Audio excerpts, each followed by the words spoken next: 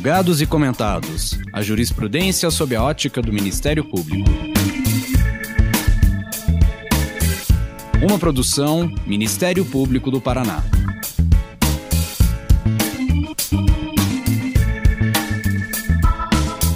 Olá, estamos começando mais um episódio do Julgados e Comentados. Eu sou Fernanda Soares e nesse episódio vamos conversar sobre a proposta de regulação no uso da inteligência artificial com a participação de Tainá Aguiar Junquilli, professora de Direito do IDP.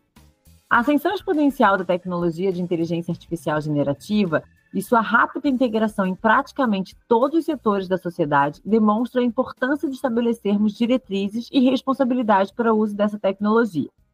No Brasil, o debate ganhou contornos concretos com o projeto de lei 2.338 de 2023, que tramita no Congresso Nacional. A proposta, inspirada em modelos internacionais, busca criar um marco legal para o desenvolvimento e o uso da inteligência artificial. Contudo, a elaboração desse projeto está longe de ser um consenso. De um lado, a urgência em mitigar risco de discriminação, de violação de privacidade e desinformação em massa. Do outro, o temor de que uma regulação excessiva possa inibir a inovação e a competitividade. Como dialogar com as leis que já temos, como, por exemplo, o Marco Civil da Internet e a Lei Geral de Proteção de Dados? O próprio Poder Judiciário já utiliza ferramentas de IA para otimizar seus serviços, o que, inclusive, levou o CNJ a editar a Resolução 615, justamente para guiar essa implementação. Simultaneamente, o Ministério da Justiça avança com portarias que buscam regular o uso dessas tecnologias em investigações criminais. Para nos ajudar a navegar por esse labirinto de desafios jurídicos, tecnológicos e éticos, temos a honra de receber hoje a nossa convidada. Tainá, seja muito bem-vinda. E Tainá, antes da gente começar aqui as perguntas, que são várias, eu queria que você contasse para a gente, então, um pouquinho sobre você e o estudo da inteligência artificial, por favor. Bom, olá, ouvintes. Olá, Fernanda. Vou começar te chamando de Fernanda.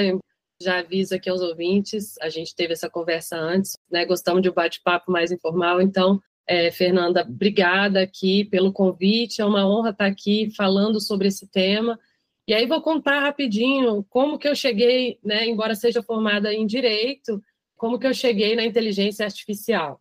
Eu sou capixaba, de Vitória, Espírito Santo, e aí em 2018 eu vim para Brasília para fazer o meu doutorado. Eu tinha ingressado com outro tema de pesquisa. Já que nós somos informais, a gente já adiantou isso, e eu sou curiosa. Então, qual era o outro tema, Tainá? Pois é, eu fazia parte de um grupo de retórica, argumentação e juridicidade na Universidade de Brasília, e eu estava analisando o discurso das sabatinas dos ministros candidatos ao Supremo Tribunal Federal. E aí, quando eu ingressei, foi a época, né, 2018, em que a ministra Carmen Lúcia decidiu fazer aquele que foi o primeiro projeto de inteligência artificial aplicado a uma corte constitucional no mundo, que é o Projeto Vitor.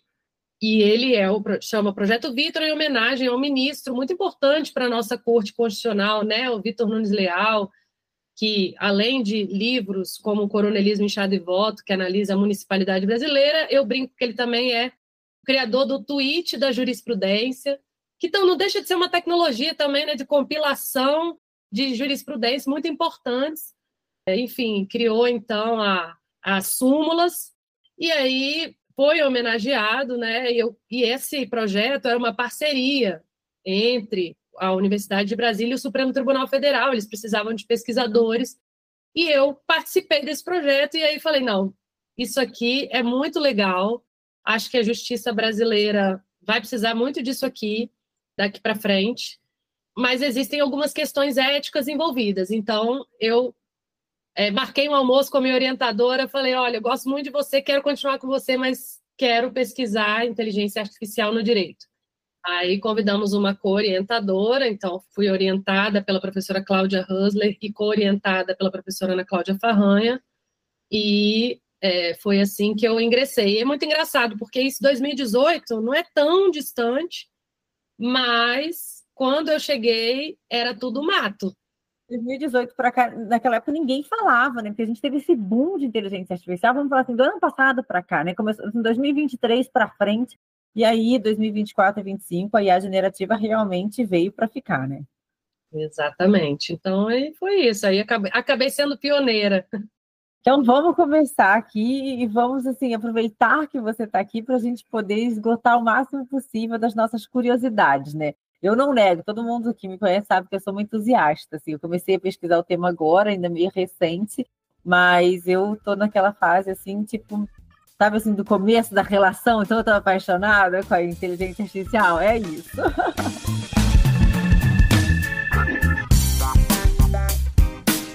Tainá, vamos lá. O principal vetor da discussão sobre a regulação da inteligência artificial no Brasil hoje é o projeto de lei 2338 de 2023, originado a partir do trabalho de uma comissão de juristas. Esse projeto adota uma abordagem baseada em risco, bastante similar à europeia, classificando sistemas de inteligência artificial em categorias. Entre os princípios que norteiam o projeto estão o respeito aos direitos humanos, a privacidade, a não discriminação e a necessidade de supervisão humana efetiva. Você poderia detalhar para a gente um pouquinho mais como que está essa abordagem, então, baseada em risco que está estruturada, né? Quais são, por exemplo, assim, na sua avaliação, os pontos mais robustos da proposta atual, quais as principais lacunas, né? Quais os pontos de controvérsia que precisam ser amadurecidos? Então, eu queria uma análise sua desse projeto, principalmente relacionado, então, aos mecanismos também de conformidade. Perfeito, é muito boa essa pergunta, né? A gente tem um histórico no mundo e no Brasil de projetos legislativos que buscam regular a inteligência artificial. Então, não é de hoje, assim, que a gente também está discutindo como fazer uma melhor regulação no mundo.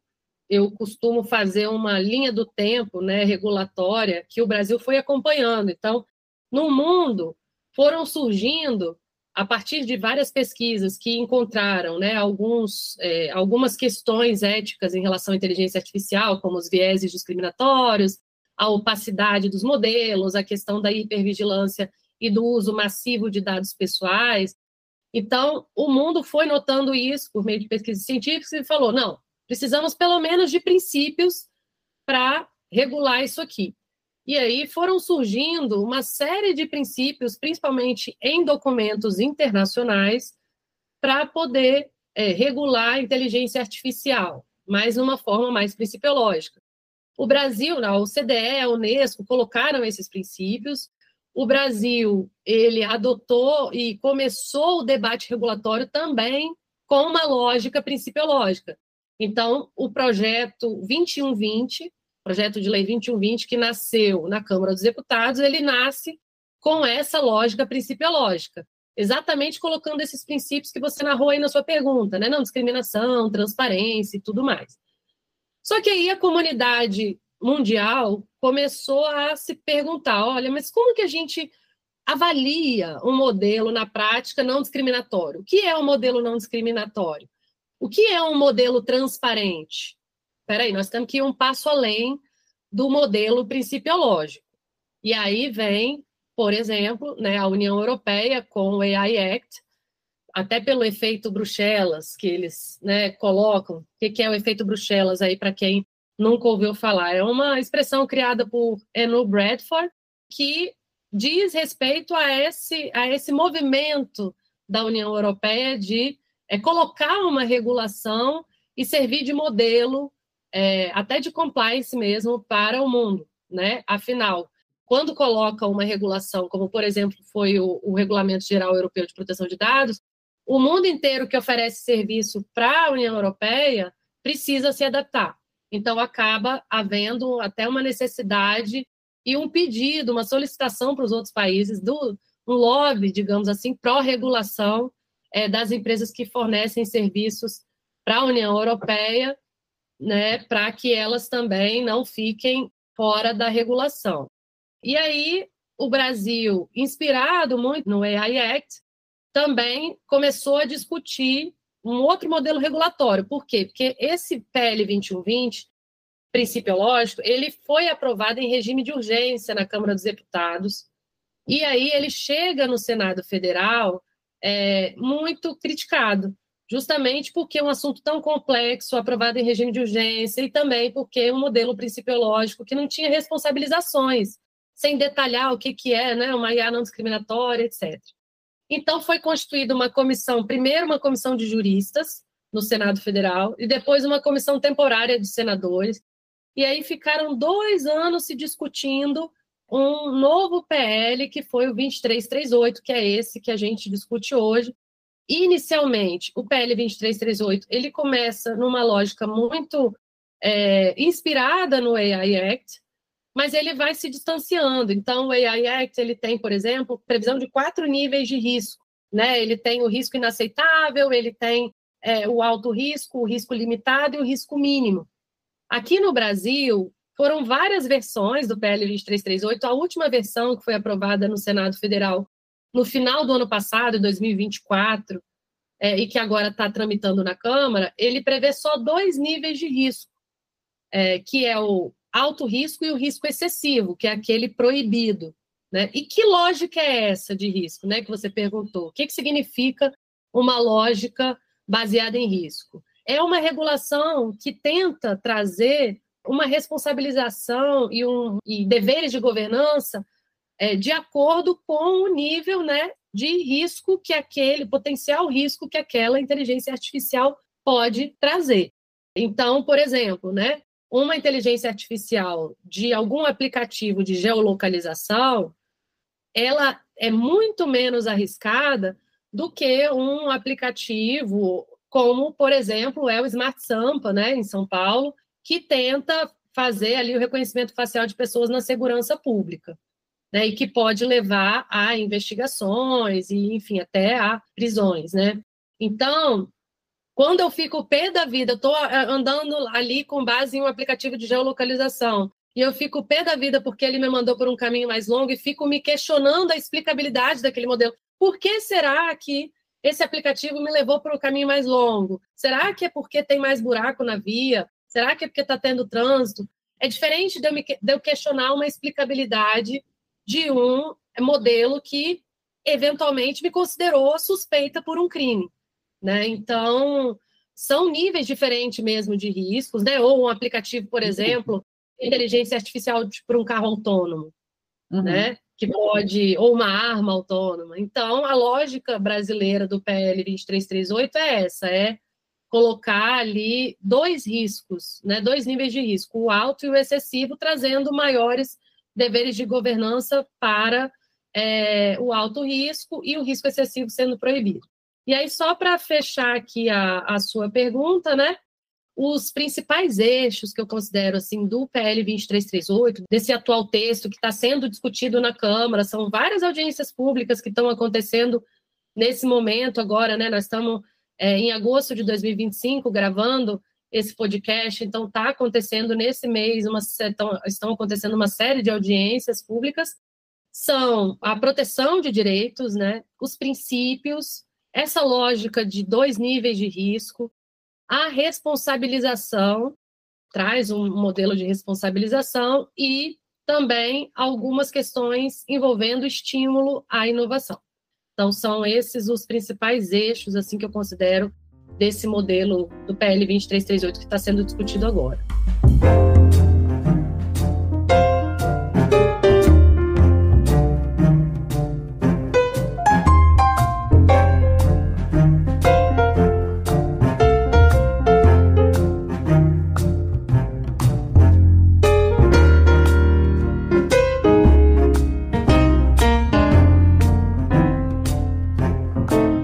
Você mencionou logo aqui no início, né, o AI Act, o que mostra claramente que, na verdade, nós não estamos sozinhos nessa busca regulatória, né? Aliás, até os outros países começaram antes. E aí a gente vê o seguinte, por exemplo, enquanto você fez essa pontuação a respeito do nosso, em contrapartida, por exemplo, os Estados Unidos, ele já adota uma abordagem mais setorial e baseada em incentivos, né, com foco em diretrizes mais voluntárias, digamos assim. O Japão, já por sua vez, ele aposta numa governança ágil, num sistema mais de soft law, buscando assim uma maior flexibilidade. Essas diferentes estratégias, elas refletem distintas filosofias de como equilibrar, então, a proteção de direitos e o desenvolvimento tecnológico, a gente pode afirmar isso? E, assim, em caso positivo, analisando esses diferentes modelos regulatórios, Tainá, onde o Brasil parece se posicionar com a proposta que a gente está fazendo, né? Perfeito. A pergunta da Fernanda já demonstra que ela sabe bastante sobre os modelos regulatórios, né? Tem pesquisado sobre isso. E aí, o Brasil, ele de fato desponta como modelo, em certa medida, semelhante à União Europeia, mas também se distingue, né? E aí, eu estava numa palestra esses dias, mês passado, eu fui dar uma palestra na Embaixada Alemã aqui, com o pessoal do Data Innovation Lab deles, do Laboratório de Inovação em Dados da Alemanha. E aí eu estava falando, vocês estão tendo dificuldades com as questões do AI Act? Como é que está aí a regulação, o efeito Bruxelas, que a gente comentou aqui mais cedo no podcast? E aí ela falou, olha, a gente está aguardando o efeito Brasil, porque a gente está muito empolgado com o modelo que vocês estão colocando, que para nós tem uma perspectiva já que tenta aliar a questão, né, do modelo de estímulo à inovação, mas com a lógica baseada em níveis de riscos e responsabilizações, né? Os Estados Unidos, eu estava até assistindo ontem uma palestra de um professor norte-americano e ele explicando como que os Estados Unidos ele tem mudado a partir da lógica também das administrações, né, do Biden, com as ordens executivas que ele editou, que traziam um modelo mais setorial, e que agora, na administração do Trump, ele tem muito essa lógica de que qualquer regulação pode impedir a inovação, né? Então, pelo que ele contou ali da lógica dos Estados Unidos, a tendência é que até as ordens executivas que trazem esse modelo mais setorial sejam enfraquecidas, né? Porque Trump ele tem essa lógica de precisamos desenvolver a qualquer custo a tecnologia. O Japão já tenta também estimular a inovação de uma forma mais responsável e a União Europeia está um pouco mais voltada mesmo para a regulação mais forte. E aí o Brasil ele tenta fazer um modelo sui generis que eu acho muito interessante, porque ele notou, né, nas discussões do PL 2120 que o modelo principiológico ele acaba sendo fraco, né, para responsabilizações. E aí, no PL 2338, ele traz um modelo que a gente chama, né, no juridiquês de hard law, ou seja, que vai além da principiologia, para trazer responsabilizações inspiradas no Código de Defesa do Consumidor, né, inclusive aludindo ao Código de Defesa do Consumidor textualmente no PL 2338, mas também traz um modelo de acreditação e certificação para estimular também uma adequação autorregulatória das empresas, traz também os sandboxes regulatórios para estímulo à compreensão de como aplicar melhor as regulações e traz um modelo setorial de governança. E isso é muito interessante, porque ele acaba pegando um pouquinho do que a administração do Biden, com as ordens executivas, também inspirou, né? Ele bebe um pouco dessa fonte também.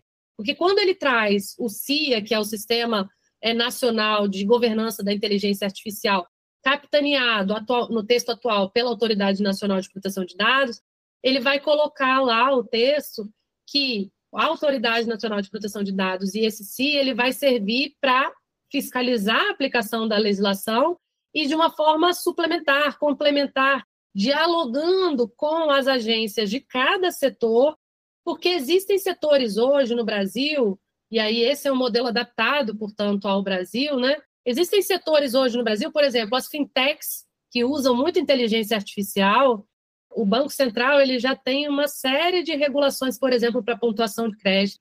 E aí o PL 2338 ele traz esse modelo, né, de que o CIA ele vai atuar de forma suplementar aqueles setores que já têm uma regulação, dialogando, conversando, articulando com esses setores, e nos setores, por exemplo, saúde, que ainda não tem uma regulação, né, atuar de uma forma mais incisiva, auxiliando também a gerar, com base no PL 2338, uma regulação própria. E aí a gente tem um Plano Brasileiro da Inteligência Artificial, o PBIA, que traz também um conceito muito relevante também, que é o conceito inspirado no professor Luciano Floridi, que ele traz o conceito de AI for Social Goods, e aqui no Brasil a gente importou e colocou IA para o bem de todos, né? Então, o estímulo que a gente está pensando e a lógica regulatória que a gente tem no Brasil é a de trazer uma regulação que traga um estímulo à inovação, né? Mas uma inovação responsável, né? Uma IA para o bem de todos, ou seja, uma IA que atenda ao ser humano, né? De forma responsável, que não sirva para destruir a humanidade, como na ficção científica, mas, pelo contrário, para que sirva para capaz de prevenir desastres, né? No sul do país, de trabalhar com a agricultura, de eficiência da agricultura, etc. Então, é mais ou menos por aí que caminha o Brasil, né? Nesse modelo, tentando equilibrar o que o professor Luciano Floridi, que tem um livro até traduzido pela PUC Paraná, Ética da Inteligência Artificial, em que ele fala que a grande questão dos nossos tempos hoje é como que a gente concilia o verde da sustentabilidade com o azul, que é uma cor geralmente ligada à tecnologia. Então, eu considero que o modelo brasileiro do PL 2338, aliado ao PBIA, o Plano Brasileiro de Inteligência Artificial, é esse. É de uma inteligência artificial para o bem de todos. Só uma curiosidade aqui nesse modelo que está sendo proposto aqui no Brasil, você mencionou em certificação. Essa certificação seria feita por quem? A gente manteria, por exemplo, a Agência Nacional de Proteção de Dados, teria que ter uma nova agência? Como seria? Né? Como que anda essa discussão, se é que ela anda? Sim, o artigo 34 da atual redação do PL 2338, ele fala isso, né? Ele fala que a autoridade competente e as autoridades setoriais podem fazer essa acreditação, acreditar organismos de avaliação que vão soltar ali certificações. Então, vai caber à Autoridade Nacional de Proteção de Dados acreditar a certos organismos que vão soltar certificações. E aí a ideia é trazer uma competitividade de mercado mesmo, né? Também no modelo autorregulatório, aquelas empresas que têm maiores certificações éticas e aquelas menores, na tentativa de que o consumidor, nós, também soltemos uma certa acreditação daquelas empresas que têm uma maior certificação ética, né? Um maior nível. E com isso, inclusive, incentivar, né, que as empresas busquem sempre esse maior nível, né? Eu sou uma pessoa muito favorável à certificação, embora quando eu escrevi lá sobre compliance eu ficasse um pouco receosa se eventualmente a gente também não pode criar um mercado de certificações, né? Eu acho que a gente tem que ter cuidado quando a gente estimula as certificações e quem fiscaliza, né, esse mercado de certificações. Mas nesse caso eu acho que ele vai servir, assim, claro, com esses problemas que eu mencionei, mas ele traria um estímulo para as empresas tentarem, né, buscar sempre mais em prol do consumidor.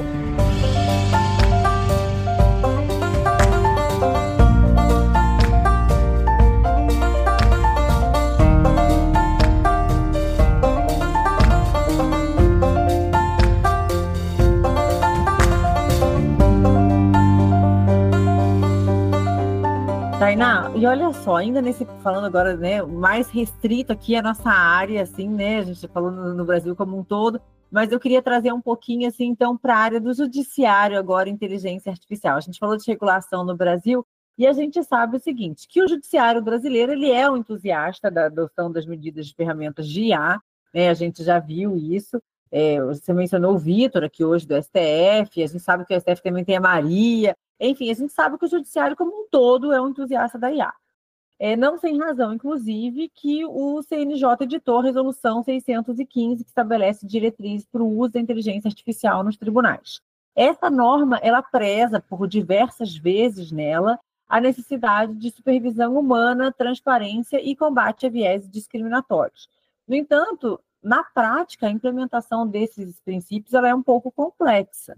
Então, como que você avalia o atual estágio de implementação e de regulação da inteligência artificial agora no Poder Judiciário brasileiro, efetivamente? Assim, essas diretrizes que a Resolução 615 traz, elas são suficientes para garantir o uso dessa ferramenta de uma maneira que respeite o devido processo legal? Ou corremos um risco da gente estar só diante de um solucionismo tecnológico que eventualmente pode mascarar assim, alguns debates que a gente acaba por não enfrentar? Então, qual que é a sua opinião em relação à inteligência artificial no judiciário brasileiro e a própria resolução do CNJ?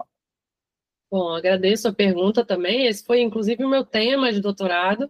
E aí, eu sou muito suspeita para falar da Resolução 615, vou contar por quê, né?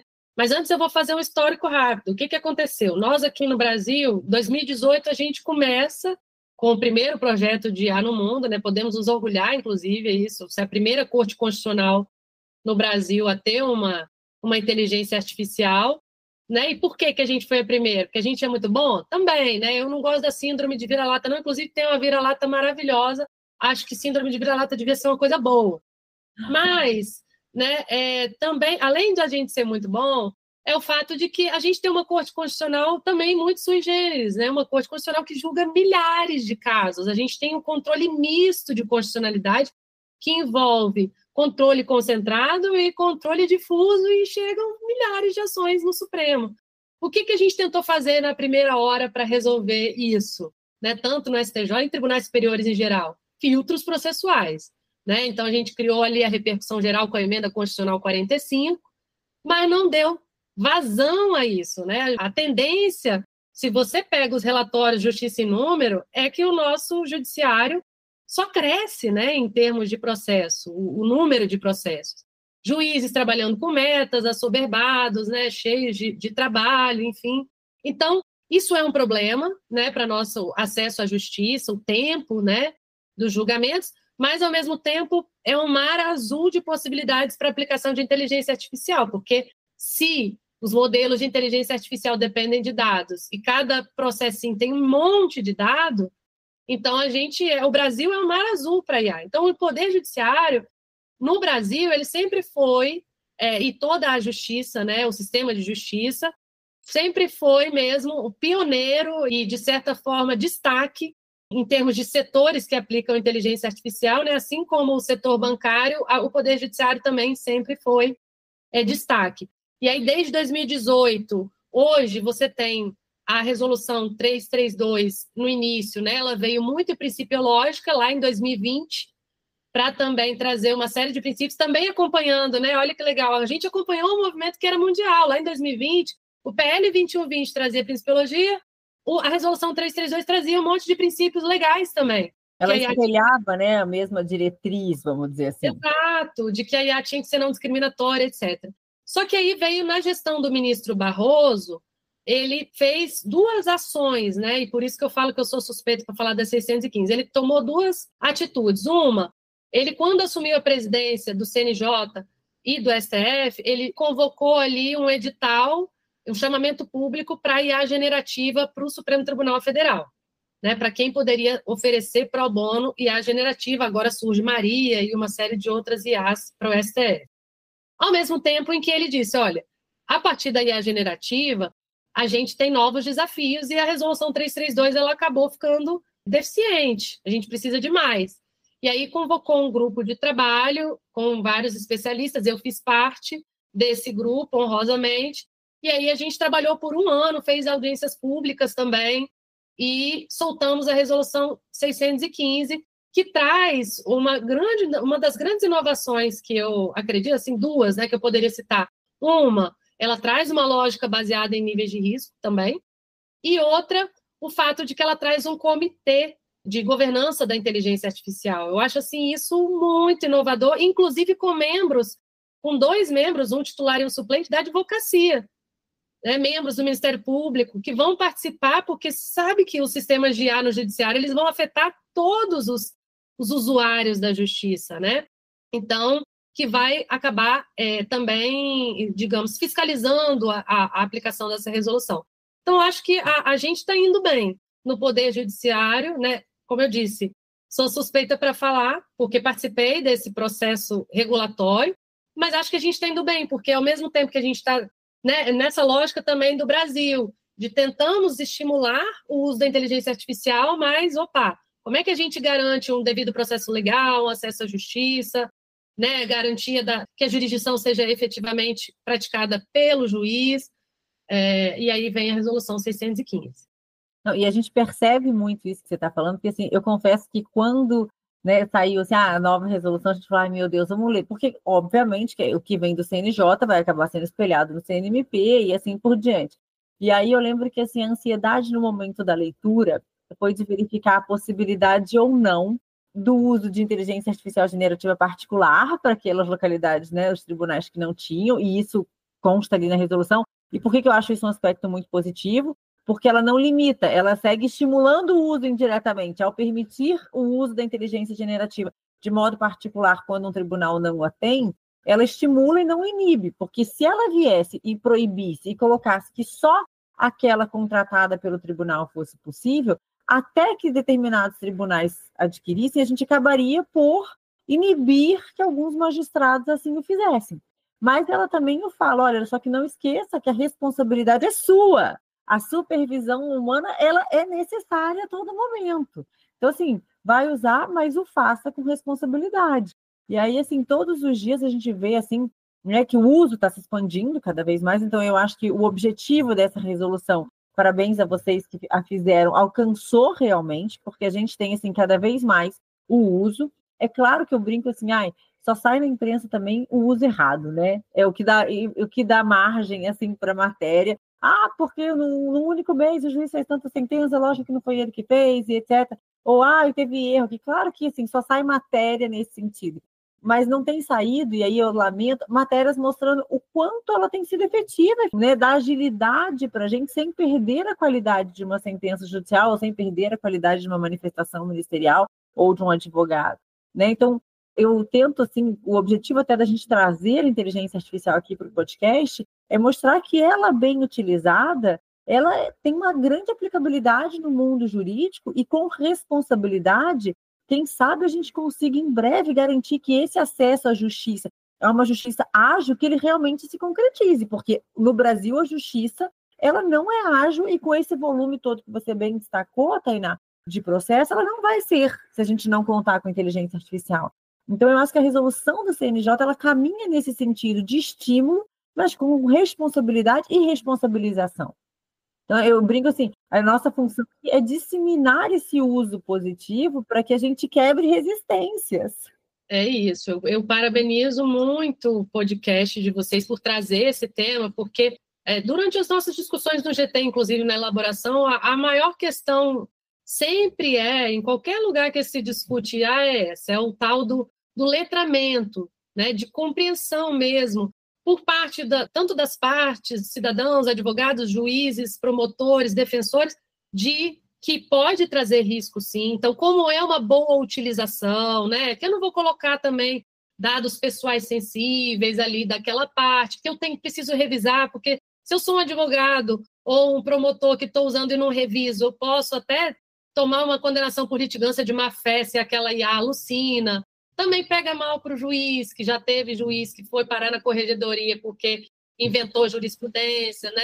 Então, assim, desde que haja uma revisão, letramento. Então, eu acredito, também sou suspeita porque sou professora, além de ser advogada, mas, né, eu acredito muito no potencial da educação. E, nesse sentido, acho que o podcast de vocês trazendo esse assunto, né, ele cumpre muito bem com esse papel. Então, agora eu vou fazer um merchan do MPPR aqui. A gente está fazendo capacitação quinzenal em inteligência artificial aqui para membros, servidores, estagiários, para o MP inteiro, muito preocupado com essa necessidade de letramento. Então, a cada 15 dias a gente tem feito esses cursos de capacitação para isso, para que a gente também não coloque, né, o uso sem esse letramento, né? Afinal, a gente está prestando um serviço público que tem que ser muito bem prestado e etc., então, justamente para que a gente possa extrair o máximo, né, da inteligência artificial. Fecha aqui o meu merchan do MPPR, mas é porque é uma coisa que eu acho que é muito importante a gente destacar, entendeu? É uma instituição que está se utilizando da inteligência artificial e está principalmente capacitando para poder estimular o uso.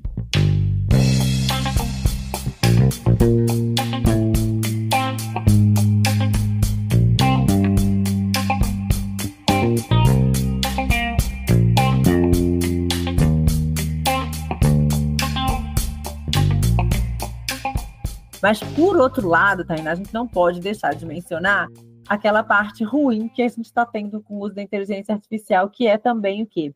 A propagação de deepfakes de áudio e vídeo, textos convincentes gerados artificialmente, automação de campanhas de engajamento nessas ações representa uma ameaça direta à integridade, por exemplo, às vezes, da eleição, de um debate público. A gente também não pode esquecer que esse cenário está aí e está crescendo cada vez mais.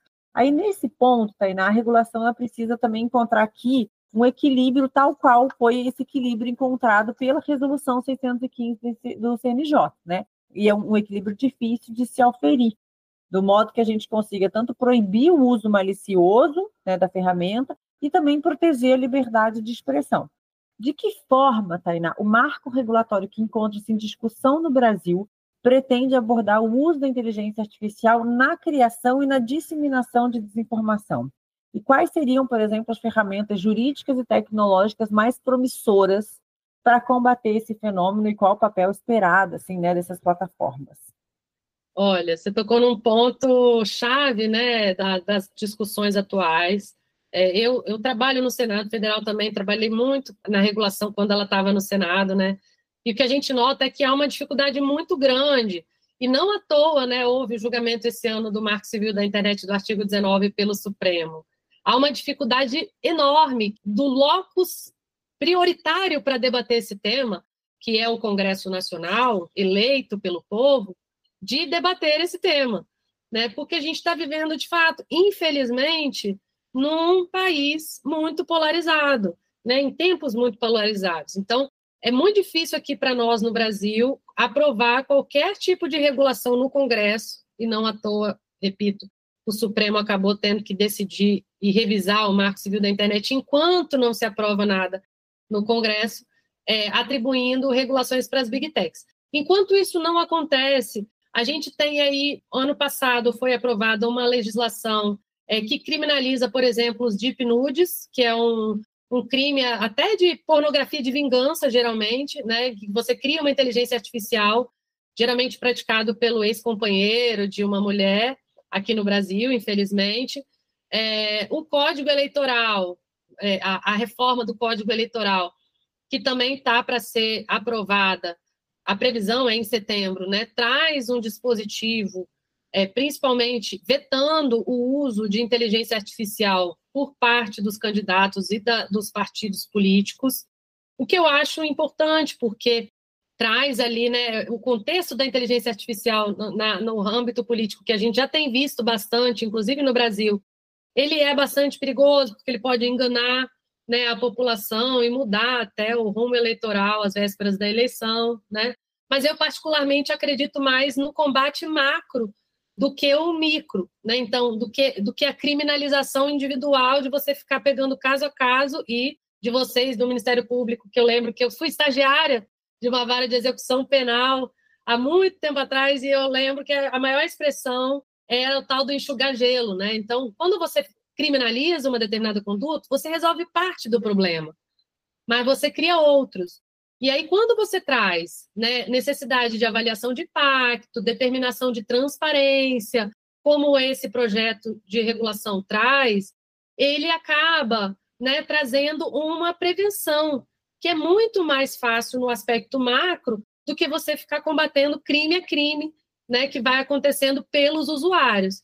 Então, estabelecer necessidade de relatórios de avaliação de impacto, de transparência, uma autoridade que traga governança para esses sistemas, eu acredito que é mais eficiente, né? Então, a gente espera mesmo que até o ano que vem seja aprovado esse marco regulatório, para que a gente tenha, para além do combate micro, né, das limitações micro, também uma governança no macro, que se aplique também às plataformas. Eu acho que você tocou num ponto que eu confesso que eu tinha pouco refletido ainda, sabe, sobre esse aspecto macro. E realmente me parece que ele é mais efetivo mesmo do que a gente ficar ali no micro mesmo, né? Então, assim, não adianta, todo podcast eu saio cheia de reflexões, assim, e essa já foi uma que ficou aqui, eu falei assim, nossa, não tinha pensado nesse ponto, sabe?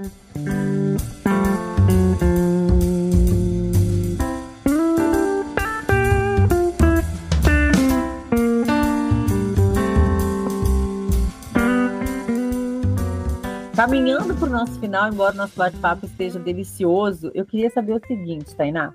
Para além desse debate legislativo mais amplo sobre o marco geral da inteligência artificial, o Poder Executivo também já começa a se movimentar para regular usos setoriais. Um exemplo notório é a recente portaria 961 do Ministério da Justiça e Segurança Pública, que busca estabelecer parâmetros para o emprego de inteligência artificial na seara de segurança pública e investigações criminais, que meu olho até brilha. entendeu? Porque, afinal, esse é o meu tema de pesquisa do doutorado, né? O uso da inteligência artificial nas investigações criminais. Então, assim, como você analisa a iniciativa do Ministério da Justiça de regulamentar o uso da inteligência artificial aqui na persecução penal?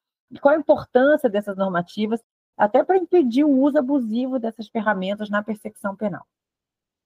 Bom, eu vejo com muito bons olhos essa iniciativa. Eu acho que até demorou e que bom que veio. Por que eu falo que até demorou? Porque a gente já tem, né? Ela veio depois de muitos sistemas de reconhecimento facial para a segurança pública, né? E um dos principais documentários que existem hoje, em termos de inteligência artificial e dos seus riscos, e principalmente dos viéses discriminatórios, é o Coded Bias, né, que eu sempre recomendo, que a gente poderia traduzir ipsis literis por vieses no código, que é de uma pesquisadora chamada Joy Buolamwini, que hoje tem, inclusive, um livro publicado já decorrente da tese, que em breve também a Fernanda vai ter, narrando isso, né? O documentário narra isso. Ela é uma matemática, se não me engano, ou cientista da computação, e ela, no primeiro dia de aula dela no MIT, ela vai ingressar no edifício, ela é negra, e aí ela não consegue ingressar, porque era um sistema de reconhecimento facial que falhou com ela.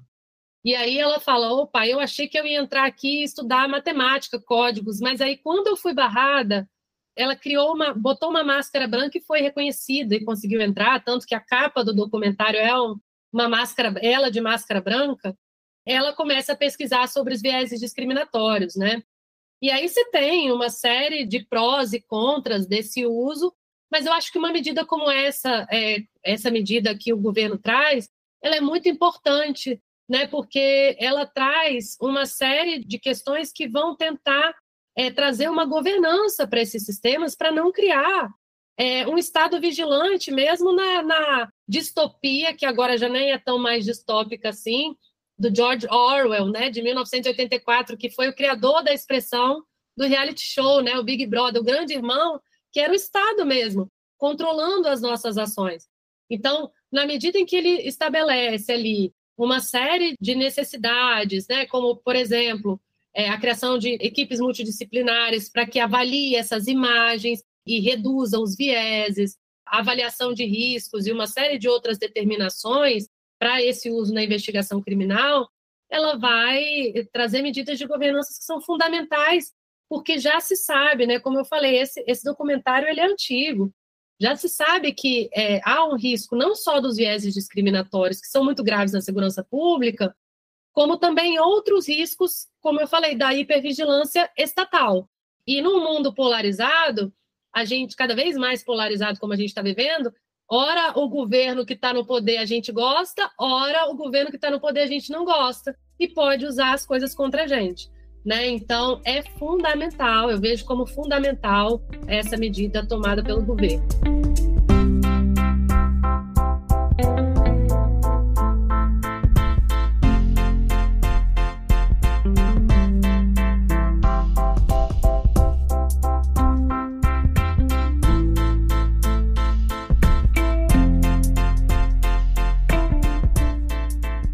Tainá, eu quero muito te agradecer, assim, foi muito rico aqui, né, esse nosso bate-papo, muito mais rápido do que eu gostaria, mas é o tempo do nosso podcast.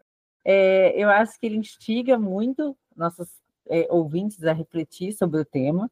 Nem todos que nos ouvem são entusiastas da IA, mas eu acredito que, assim, após ouvi-la, vários vão começar a querer, assim, a pesquisar um pouquinho, a usar um pouquinho, né? Eu acho que com isso a gente vai vendo que o campo de atuação da inteligência artificial, que a gente pode se utilizar dela, é muito vasto, né?